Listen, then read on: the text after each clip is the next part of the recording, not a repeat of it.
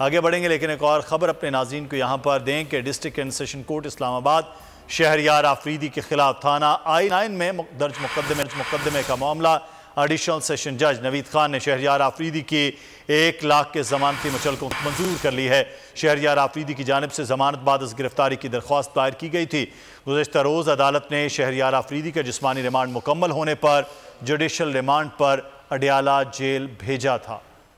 District and session court Islamabad ने शहरयार आफरीदी के खिलाफ थाना I9 में दर्ज मुकदमे का मामला एडिशनल सेशन जज नवीद खान ने शहरयार आफरीदी की 1 लाख के जमानती मुचलकों के एवज जमानत मंजूर कर ली। शहरयार आफरीदी से जमानत बाद गिरफ्तारी की दरख्वास्त दायर की गई थी।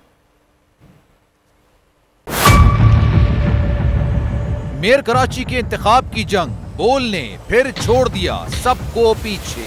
इस वक्त मुर्तजा वहाब मुंतखब हो गए हैं मेयर कराची, ये ऐलान कर दिया गया है बाकायदा तौर पर। अब सहाफती रिवायत रखी बरकरार, बोल ने दिखाई सबसे बड़ी ट्रांसमिशन।